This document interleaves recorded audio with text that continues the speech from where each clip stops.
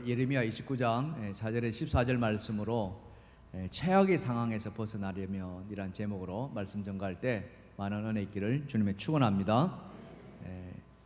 내일이 8월 15일 8.15 광복절이죠. 올해로 77도를 맞는다고 합니다.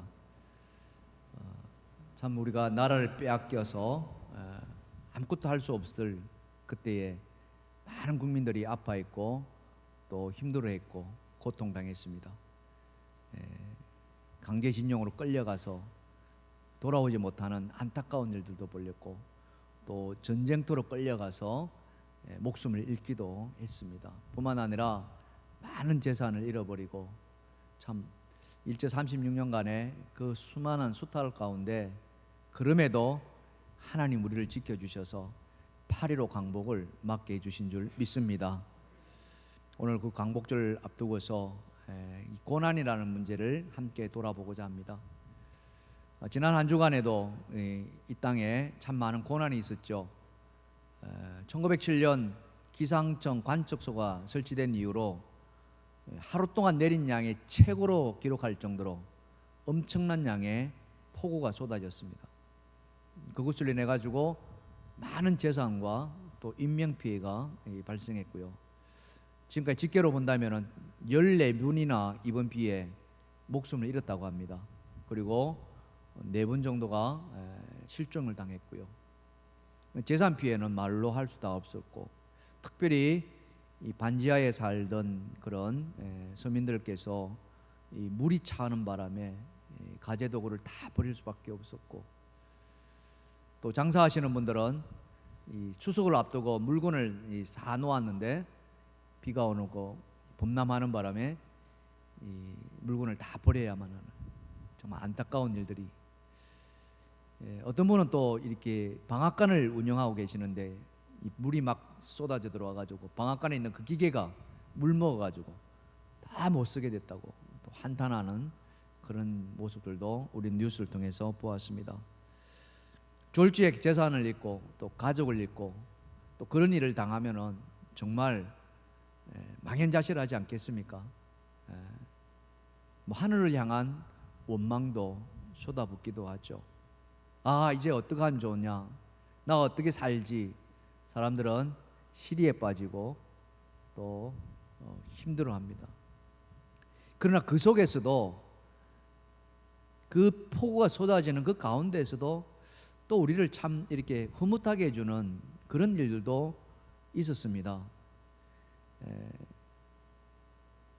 비가 너무 많이 쏟아져가지고 갑자기 쏟아지는 바람에 이 하수구가 역류하고 그래서 물이 차오르고 이 도로가 그냥 사람 키만큼 이렇게 올라가는데 그게 한 사람이 피하지 않고 그 물 가운데 서가지고 막 사람들을 이렇게 교통정리하듯이 했다는 거예요.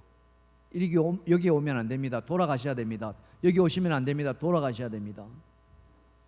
왜 그러냐고, 우리가 지금 빨리 가야 되는데 당신이 막고 있으면 안 되지 않냐고 그랬더니 그분이 하는 말이 지금 내 발 앞에 맨홀이 있습니다 하는 거예요. 여기로 오다가는 빠집니다 하는 거예요. 실제로 여러분 맨홀에 빠져서 2분이나 돌아가셨지 않습니까? 그러니까 거기에 맨홀이 있다는 것을 알은 그 사람은 집으로 돌아가지 않고 사람들이 오는 것을 막기 위해서 거기에 서서 손을 흔들면서 이렇게 안전하게 대피했다는 그런 이야기를 들었습니다. 근데 그렇게 했던 분이 누구냐 하면은 이 배달하는 오토바이 기사 있지 않습니까?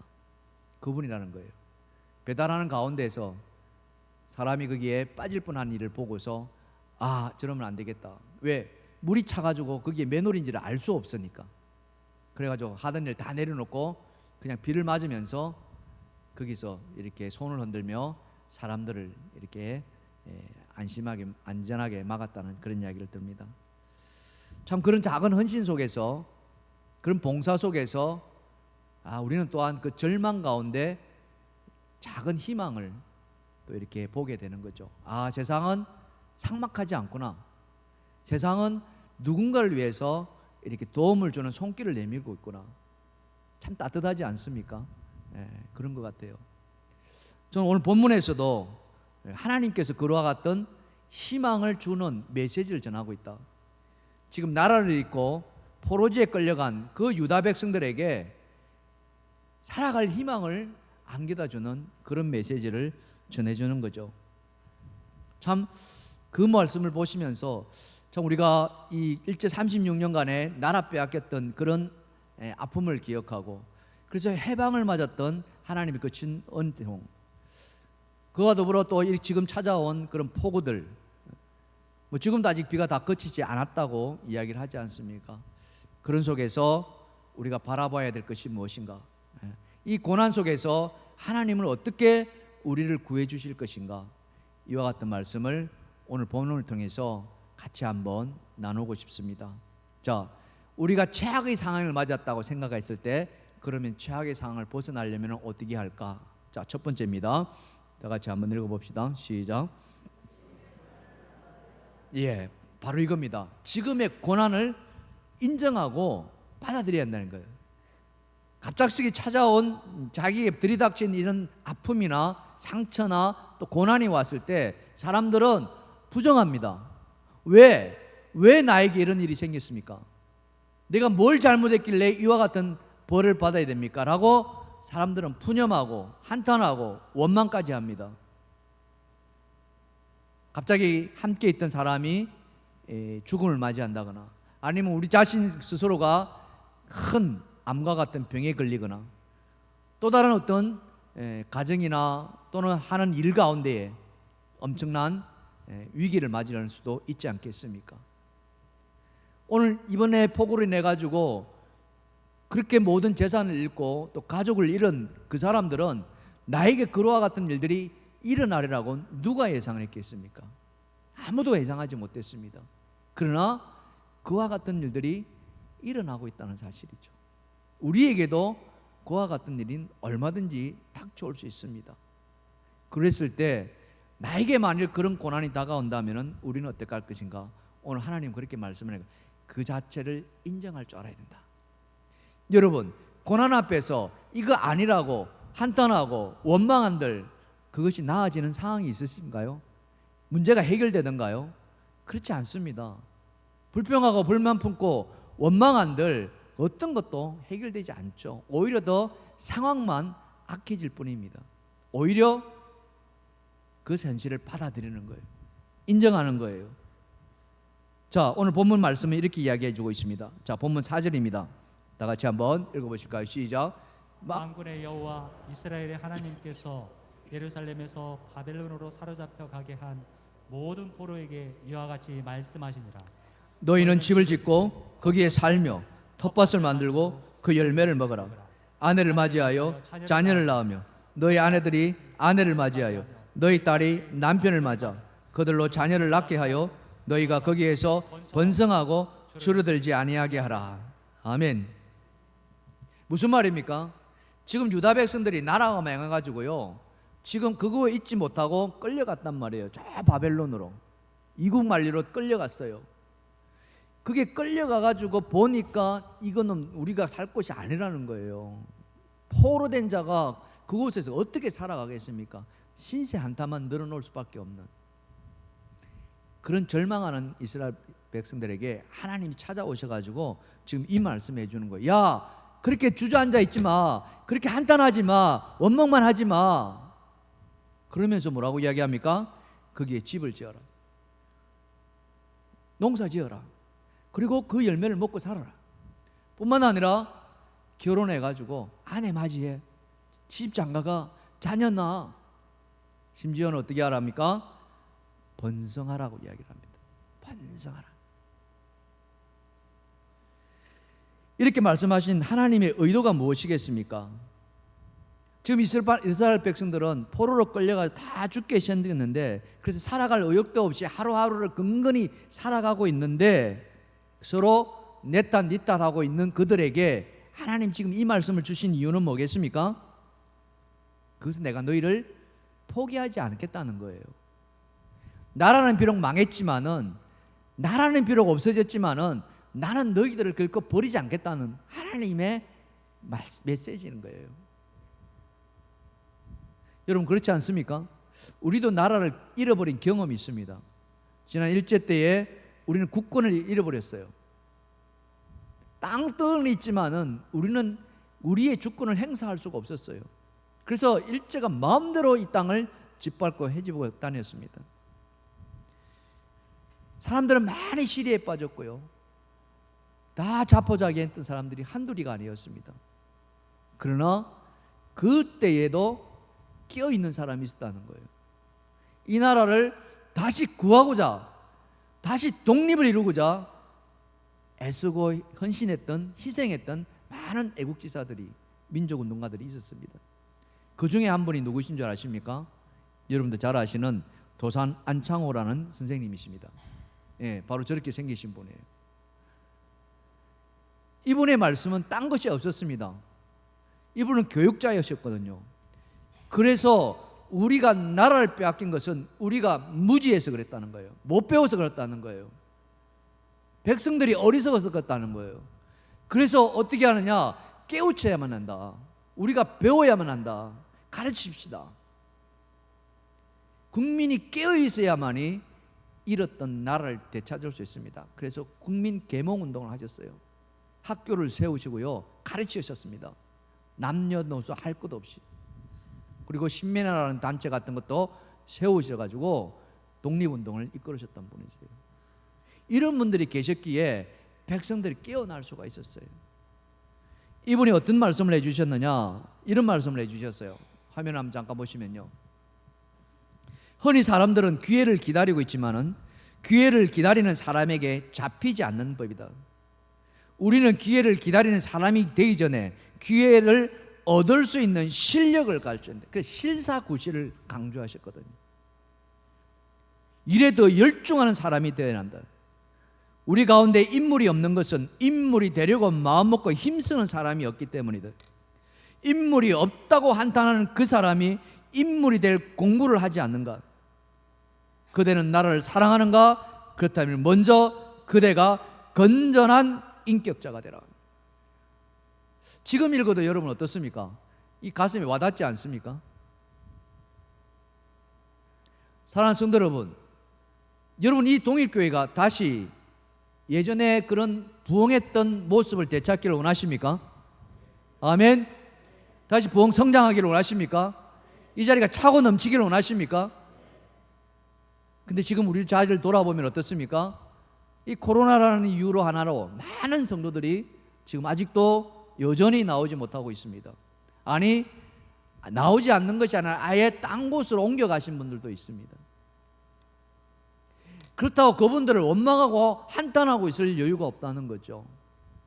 그렇게 하기 이전에 우리 자신이 먼저 깨어 있으면 된다는 거죠. 깨어서 기도하면 된다는 거죠. 사랑하는 성도 여러분, 이를 위해서 기도하시길 바랍니다. 당신이 기도해, 이게 아니라 내가 기도하면 된다는 거예요. 응? 우리가 아무것도 하지 않고 도산 선생처럼 아무것도 하지 않은 채 우리는 해주기만을 바라고 있지는 않은가?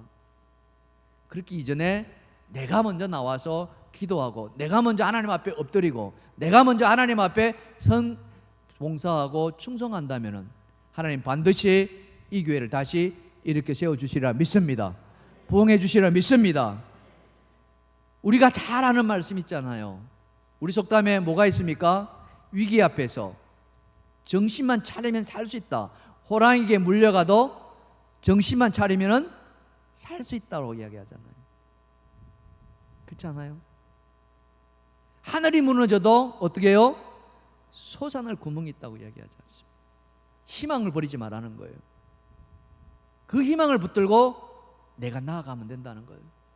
그래서 지금 나에게 어떤 어려움이 찾아왔다, 나에게 어떤 고난이 찾아왔다, 거기에 주저하지 말고, 거기에 좌절하지 말고, 거기에 포기하지 마시기 바랍니다. 하나님 붙드시기 바랍니다. 하나님이 나에게 이 고난을 허락해 주셨구나. 그래서 그 고난을 하나님과 함께 내가 헤쳐나가겠구나, 이런 마음 가지시기를 주님을 축원합니다. 하나님 절대 우리를 포기하지 않으세요. 때가 되면 하나님께서 반드시 고난에서 우리를 건져 주시리라 믿습니다. 믿음을 잃지 마시길 바랍니다. 희망을 잃지 마시길 바랍니다. 주님이 함께 하신다면 반드시 이 고난은 물러가고 희망이 되어서 다가오시리라 믿습니다. 하나님이 함께할 때 우리는 모든 것을 할 수 있으리라 믿습니다. 오늘 찬양 함께 불러볼까요? 할 수 있다 하시는 이는. 우리 함께 박수치며 찬양합시다.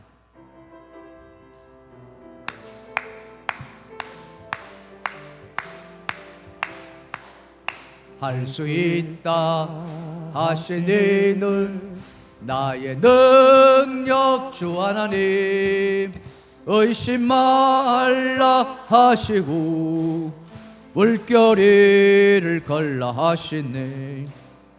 할 수 있다 하신 주, 할 수 있다 하신 주. 믿음만이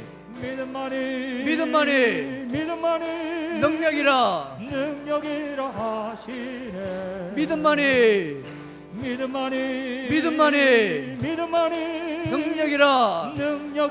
하시네.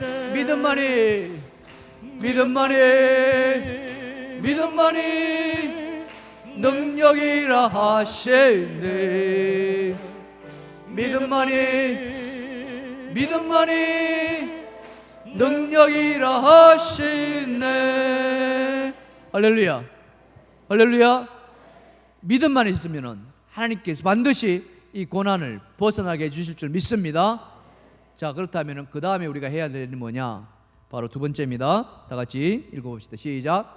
하나님의 약속을 붙들어야 합니다. 아멘. 나에게 고난이 찾아왔습니다. 아픔이 찾아왔습니다. 그거 인정하시고요. 그 다음에는 뭡니까? 하나님 바라볼 줄 알아야 된다는 거예요. 하나님. 이 고난보다 더 크신, 문제보다 더 크신 하나님. 우리는 그 하나님을 가리켜서 바로 능력자라고 말합니다. 믿으시면 아멘 합시다. 문제의 해결자라고 말합니다. 아멘. 그렇습니다. 하나님은 어떤 문제를 만나더라도 우리에게 해결해 줄 수 있는 능력이 있으신 줄 믿습니다. 그래서 하나님 앞에 놓여져 있는 어떤 고난도 우리를 넘어뜨리지 못합니다. 반드시 하나님은 우리를 일으켜 세워주시리라 믿습니다. 오늘 이스라엘 백성들에게 바로 그 약속을 해주시는 거예요. 어떤 약속이냐? 포로로 끌려간 그들에게 다시 돌아오게 해주겠다는 거예요. 자, 오늘 본문 10절입니다. 다 같이 읽어봅시다. 시작. 여호와께서 이와 같이 말씀하시니라. 바벨론에서 70년이 차면 내가 너희를 돌보고 나의 선한 말을 너희에게 성취하여 너희를 이곳으로 돌아오게 하리라. 아멘. 바벨론에 끌려갔습니다. 언제 돌아올지 알 수가 없어요. 기약이 없어요. 그래서 그들은 시리에 빠져 있는 거예요. 그런데 하나님이 오늘 이 약속을 해주시는 거예요. 70년이 차면은 반드시 돌아오게 해주겠다. 돌아오게 해줬다 이 말 앞에 이스라엘 백성들은 할렐루야로 하나님 앞에 외쳤을 겁니다. 그렇지 않습니까? 지금도 여러분, 우리가 6.25 사변을 겪고 나서 아직도 고향 땅 이북을 돌아가지 못한 실향민들이 있습니다. 많은 분들이 돌아가시고요. 그래도 아직 살아남은 분 중에 안에서 저 고향 땅을 한번 밟아보겠다고 하시는 분들이 아직도 많이 계세요. 그분들의 소망은 무엇이겠습니까? 이 나라가 빨리 통일되어서 자기 고향 땅에 가는 거 아니겠습니까? 그런데 현실은 그렇지 못합니다. 지금 포로지에 끌려간 이 유다 백성들, 이제 끌려갔으니 언제 돌아갈지 어떻게 알겠습니까? 모르죠. 근데 하나님은 이들에게 돌아오게 해주겠다 이렇게 약속하시는 거예요. 얼마나 감사합니까? 근데 감사한 것도 잠시 생각해 보니까 이게 좀 그렇다는 거예요. 뭐가 그렇습니까? 하나님께서 조건을 붙여놨다는 거예요. 돌아오게 해주겠다는 건 너무 감사한데 언제 돌아오겠다 해주십니까? 70년이 차. 70년. 오늘 이 자리에 계시는 분 중에서 나는 70년 뒤에 살아있을 것이다. 70년까지 내가 살 것 같다. 저 뒤에 보니까 꼬맹이네 있네. 저 유아실에 보니까 저 꼬맹이들은 살아남을 거예요. 제가 장남하건데 70년 뒤에 글쎄요. 그런데 이걸 받아들였다는 거예요.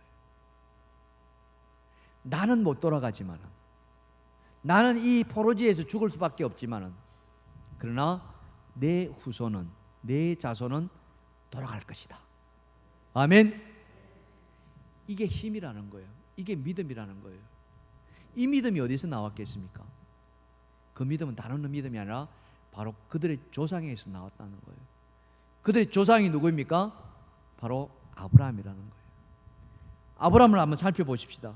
여러분, 아브라함이 하나님을 만난 나이가 몇 살이었어요? 75살이었습니다. 75살. 그때 하나님께서 아브라함을 찾아가셔가지고, 야, 내가 지시한 땅으로 가. 그러면은 내가 너에게 복을 줄게. 근데 그 복이 뭔지 아십니까? 네 자손을 창대하게 해주겠다. 네 이름을 창대하게 해주겠다. 근데 아브라함에게 자손이 있었습니까? 없었어요. 자, 말씀 한번 보시겠습니다. 창세기 12장 1절. 자, 다 같이 시작. 여호와께서 아브라함에게 이르시되 너는 너희 고향과 친척과 아버지 집을 떠나 내가 내게 보여줄 땅으로 가라. 내가 너로 큰 민족을 이루고 내게 복을 주어 내 이름을 창대하게 하리니 너는 복이 될지라. 큰 민족 주겠다고 했어요. 근데 그때 아브라함이 자식이 있었느냐? 너 한 명도 없었습니다. 딸도 없었다니까요. 그냥 무자예요. 요즘 젊은이들은 그래 듣거든요. 무자식이.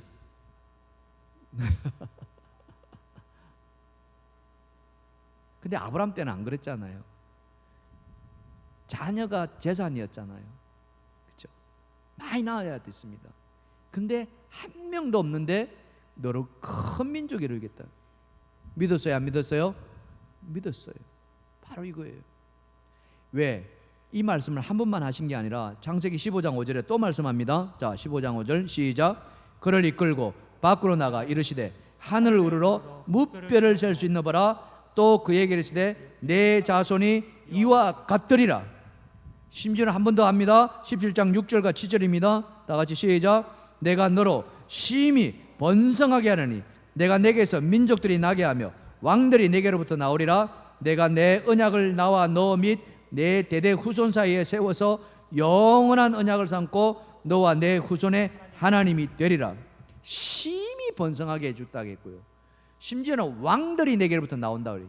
어마어마한 말씀이죠. 어떻게 들으면 진짜 허무맹랑한 허황된 그런 말일 수 있습니다. 나이 75세에 자녀 하나 없는데 그런 아브라함에게 찾아가셔가지고 하나님이 이 말씀을 해주신다는 거예요. 그런데 아브라함이 하나님의 그 말씀을 믿었다는 거예요. 믿었다. 그래서 그 믿음을 가지고 하나님은 아브라함을 의롭다 여겼다 이렇게 이야기를 해주시죠. 다시 한번 읽어봅시다. 창세기 15장 5절과 6절입니다. 다 같이 시작. 그를 이끌고 밖으로 나가 이르시되 하늘을 우러러 무뼈를 셀 수 있나 봐라. 또 그에게 이르시되 내 자손이 이와 같으리라. 아브라함이 여호와를 믿으니 여호와께서 이를 그의 의로 여기시고. 아멘. 사랑하는 성도 여러분, 약속을 붙드는 것은 바로 믿음인 줄 믿습니다. 믿음이 없이는 약속을 받지도 못할 뿐만 아니라 받아도 그것을 감당하지 못한다는 거예요. 아무리 하나님의 말씀이라 한다 하더라도 믿음이 없으면요 이 말씀은 그냥 공허할 뿐이에요. 그러나 믿음이 있는 사람은 하나님의 약속을 붙들으려 할 때 맞아 그 붙들면 되는 거야 라고 확신을 생긴다는 거예요. 오늘 이 자리에 계신 여러분은 정말 하나님의 약속의 말씀, 그 말씀을 붙드시기를 주님의 축원합니다. 이스라엘 백성들이 지금 그랬다는 거예요. 내가 너희들이 나라가 망한 것 다 안다. 그리고 포로제에 끌려온 것 다 안다. 그러나 내가 돌아가게 해주겠다. 그러나 지금이 아니라 70년 뒤에. 그러나 이스라엘 백성들은 하나님의 그 약속에 흔들리지 않았고 믿겠습니다. 그리고 실제로 70년 뒤에 여러분 돌아오는 놀라운 은총을 베풀어 주시죠.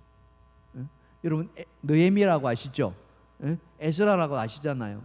그런 사람들이 다 포로지에서 돌아와가지고 하나님 나라를 다시 세워나갔던 그런 선지자들 아니겠습니까?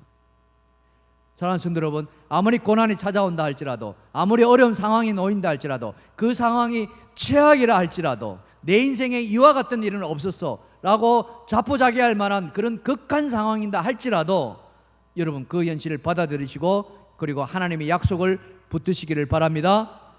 그러신다면 하나님 반드시 그들을 일으켜 세우시고 다시 회복시켜 주시라. 우리 옆에 분 쳐다보시고요, 이렇게 한 말 해보겠습니다. 그래도 믿어야 됩니다. 그래도 붙들어야 됩니다. 믿으십니까? 붙드시길 바랍니다. 하나님을 붙드시기 바랍니다. 그러면 살 수 있습니다. 오늘 본문에 그것을 얘기해 준 거예요. 자, 본문 11절입니다. 다 같이 읽어봅시다. 시작.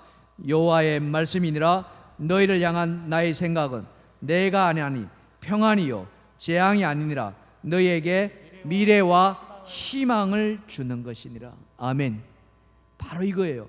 미래와 희망을 안겨주시겠다. 사랑하는 성도 여러분, 희망을 잃어버린 사람은요, 살아있을 때 살아있는 게 아니에요.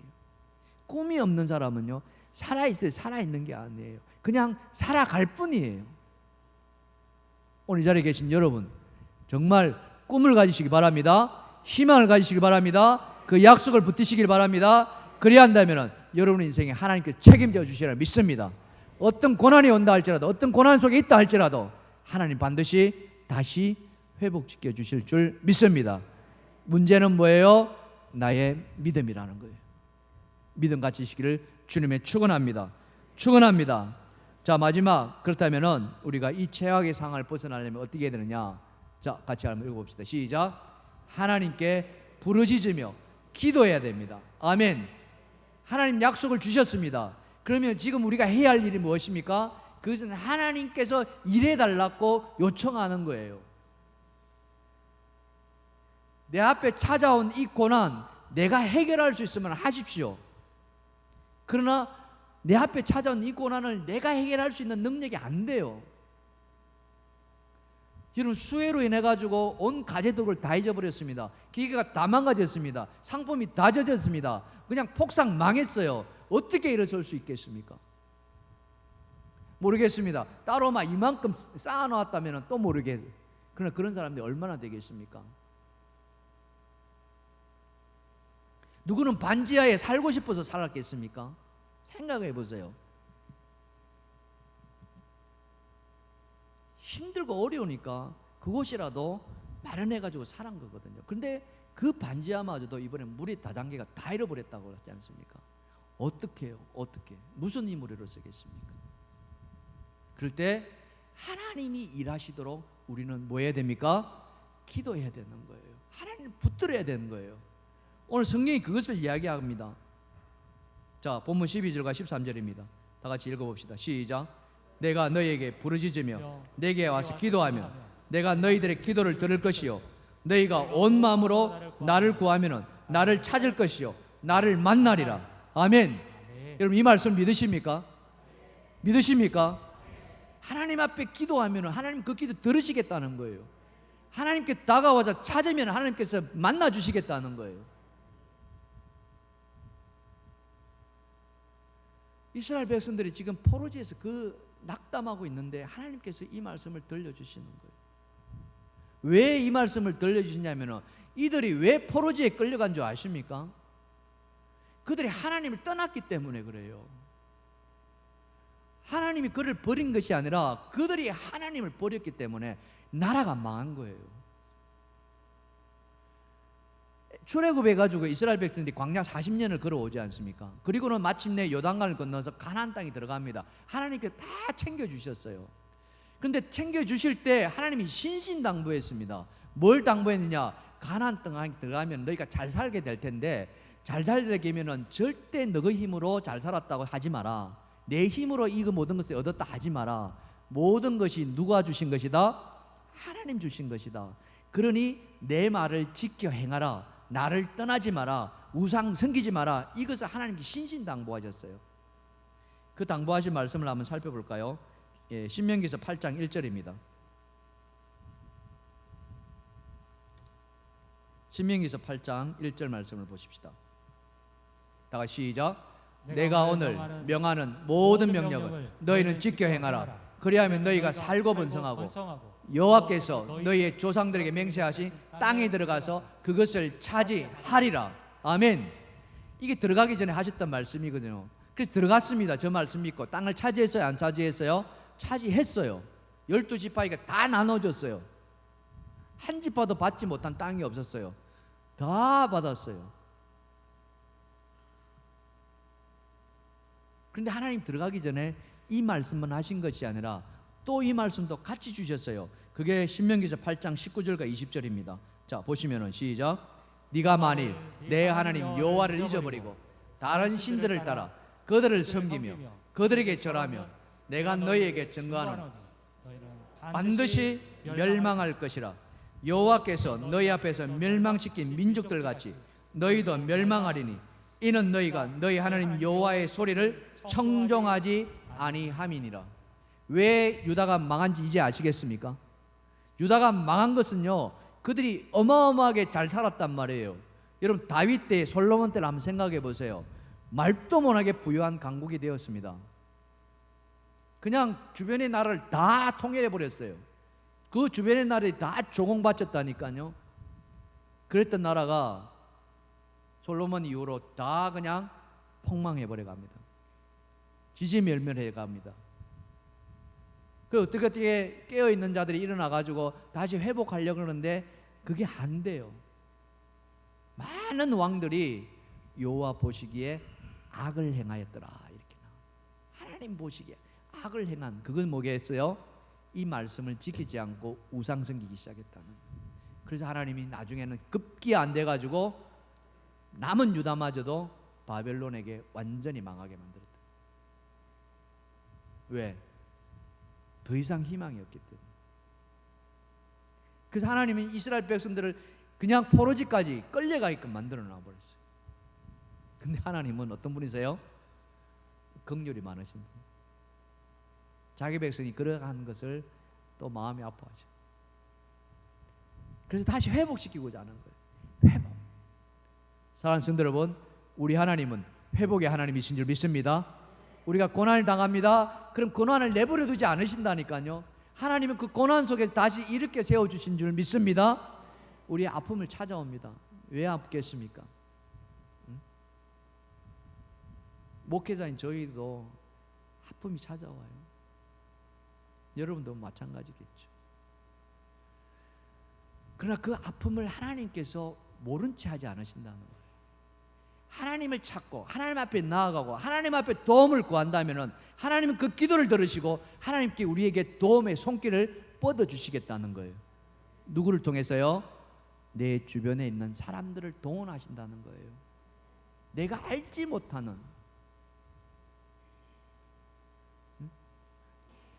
여러분 생각해 보세요. 제가 지난주에 성미 좀 모자라는 것 같습니다 했더니 어떻게 해요? 성미를 그냥 포대로 그냥 가져왔다. 누군가에게 하나님이 감동 주셔가지고 막 10kg, 20kg를 막 가져오게 만든 그런 하나님이시. 이와 같은 일들이 어찌 이것만 있겠습니까? 그 많은 수많은 수혜를 당했지만은 여기저기에서 도움의 손길들이 막 그렇게 뻗어갑니다. 그리고는 다시 일어 세워 주신다는 거예요. 하나님 절대 내버려 두지 않으신다는 거예요. 오늘 본문 12절과 13절을 같이 한번 보시겠습니다. 다 같이 시작. 너희가 내게 부르짖으며 내게 와서 기도하면 내가 너희들의 기도를 들을 것이요 너희가 온 마음으로 나를 구하면 나를 찾을 것이요 나를 만나리라. 아멘. 아멘. 바로 이겁니다. 사랑하는 성도 여러분, 부르짖으시기 바랍니다. 부르짖으십시오. 하나님께 모든 문제를 다 내어드리고 부르짖으십시오. 기도하면 하나님 들으신다고 하지 않았습니까? 찾으면 만나 주시겠다고 하지 않았습니까? 그런 하나님을 왜 안 만나시겠냐 이거죠. 만나지 아니하시고 부르짖지 아니하시고 나는 왜 이렇게 힘이 드는가 한탄만 하고 계시겠습니까? 이것이 어찌 유다 백성에만 하셨던 말씀이겠냐 이거죠. 우리가 다 누구입니까? 우리가 다 누구인가요? 하나님의 자녀 아닙니까? 믿으시면 아멘 합시다. 예수님이 그렇게 말씀하셨잖아요. 요한복음 1장 12절에 보면은 영접하는 자, 곧 그 이름을 믿는 자들에게 하나님의 자녀가 되는 권세를 주셨다고. 믿으십니까? 우린 다 예수 그리스도를 믿기에, 다 영접했기에 하나님이 자녀가 된 줄 믿습니다. 그 자녀 우리를 어떻게 우리가 찾으면 하나님께 안 만나 주시겠냐 이거죠. 안 찾으니까 내 문제가 풀어지지 않는 거예요. 하나님께 엎드리지 않으니까. 문제가 있으면 하나님 앞에 엎드려야 되는데, 문제가 있으면 우리는 어떻게 되는지 거꾸로 돼 간다니까요. 교회를 자꾸 멀리 간다니까요. 왜 그런지 모르겠어요. 왜 하나님 말씀이 있는데. 우리는 하나님 앞에 나와야 됩니다. 하나님 붙드셔야 됩니다. 그럴 때 하나님 우리를 사랑해 주시고 그런 우리를 회복시켜 주시고, 이스라엘 백성들에게 이 말씀을 주신 이유가 뭐겠습니까? 나라는 망했지만은, 나라는 빼앗겼지만은, 그러나 나는 너희를 포기하지 않는 거야. 지금 너희는 돌아갈 수 없지만은 너희 자손은 반드시 내가 돌아가게 해서 다시 나라를 내가 일으켜 세워줄 것이다. 아멘. 그게 바로 믿음이고 그게 바로 희망이라는 거예요. 오늘 우리에게 주시는 메시지가 바로 이겁니다. 나는 지금 이미 늙었지만은, 그러나 내 자녀들이 있지 않습니까? 내 자손들이 있지 않습니까? 그 자손들에게 여러분 희망을 안겨주십시오. 그것은 딴 것이 아니라 여러분들이 하나님 나라에 나와서 엎드리는 거예요. 지금 우리 교회가 다시 기도하기 시작했습니다. 중보기도 하기 시작했습니다. 여러분, 그 중보기도가 교회를 위한 중보기도만 하겠습니까? 여러분 자신을 위해서도 같이 기도하는 거예요. 여러분 문제를 놓고 같이 기도하는 거예요. 지금 중보기도 함이 만들어진 거 여러분 아십니까? 안내대에 나가시면요, 중보기도 요청 카드라는 게 있습니다. 마련되어 있어요. 여러분들이 기도하고 싶은 것들 혼자만 기도하지 마시고 거기에 기도 제목 써주세요. 우리 자녀를 위해서 기도하시고요, 여러분 직장을 위해서 기도하시고요, 여러분 가정을 위해서도 써주십시오. 이름 안 밝히셔도 괜찮습니다. 그러면은 그거 가지고 중보기도 팀에서 함께 기도한다니까요. 더 우리가 바라는 것은 그렇게 기도 제목만 내지 마시고 여러분도 그렇게 나와서 기도해 달라는 거예요. 나와서 기도해. 주보에 보시면은 목요일날 저녁에 기도회가 있습니다. 여러분 나오십시오. 엎드리십시오. 그럼 하나님이 우리를 일으켜 세워주실 겁니다. 하나님께서 우리 동일교회에 다시 기름 부어주실 줄 믿습니다. 기름 부어줄 줄 믿습니다. 다시 우리가 그런 하나님의 영광이 이 교회를 통해서 드러나기를 간절히 소망해 보십시다. 고난 앞에서 좌절하지 마시고, 고난 앞에서 포기하지 마시고, 고난 앞에서 무릎 꿇지 마시고 하나님을 붙드시고 하나님 앞에 기도하십시오. 그리 하신다면 하나님은 오늘 우리에게 이스라엘 백성에게 주셨던 그 약속대로 우리에게 미래를 안겨주시리라 믿습니다. 오늘 이 말씀이 저와 여러분 모두에게 힘이 되시기를 주님의 축원합니다. 시편 40편 1절과 2절을 다시 한번 읽어보겠습니다. 시편 40편 1절 1절 다 같이 시작. 내가 여호와를 기다렸더니 귀를 기울이사 나의 부르짖음을 들으셨도다. 내가 기가 막힐 엉덩이와 수렁에서 끌어올리시고 내 발을 반석 위에 두사 내 걸음을 견고하게 하셨도다. 아멘. 기도하는 자를 하나님께서 기가 막힐 웅덩이와 수렁에서 건져주신다 했습니다. 믿으시면 아멘 합시다. 내 발을 반석 위에 두신다 했습니다. 믿으시면 아멘 합시다. 그리고 내가 가는 그 걸음을 하나님께 견고하게 해주실 것이다. 어찌 나만 그러겠습니까? 내 가족도 내 자녀들도 하나님 그렇게 해주시리라 믿습니다. 그런 은혜가 여러분에게 있기를 주님의 축원합니다. 축원합니다. 우리 찬양하십시다.